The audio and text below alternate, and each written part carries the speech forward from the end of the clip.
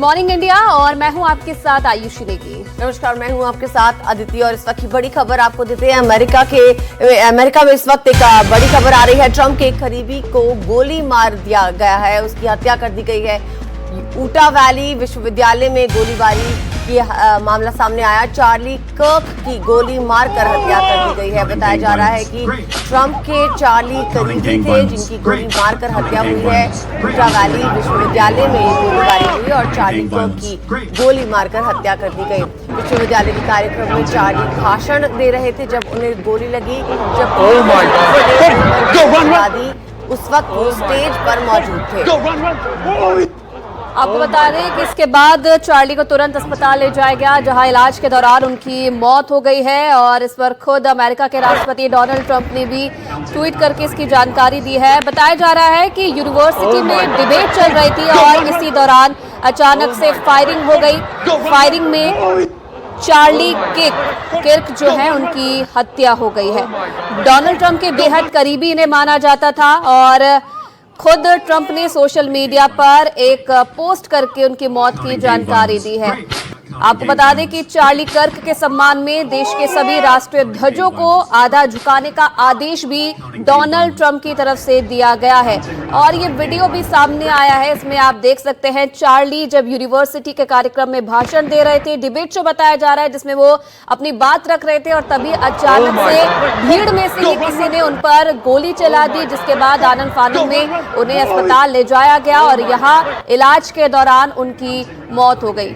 विश्वविद्यालय के कार्यक्रम में ट्रंप के करीबी की गोली मारकर हत्या का मामला सामने आया है और इस वक्त की यही बड़ी खबर है। ट्रंप ने इसकी जानकारी देते हुए दुख व्यक्त किया है। साथ ही जो ये मामला हुआ ये एक विश्वविद्यालय में हुआ जब चार्ली कर्क जिनकी गोली मारकर हत्या हुई है वो एक भाषण दे रहे थे।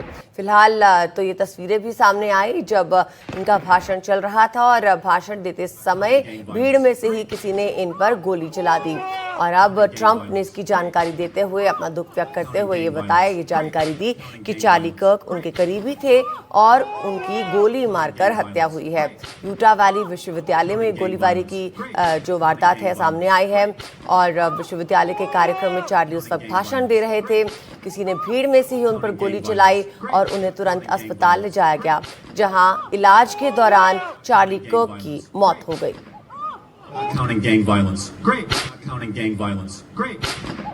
तो ये भी बताया जा रहा है कि यूनिवर्सिटी में जब किर्क मौजूद थे और उससे पहले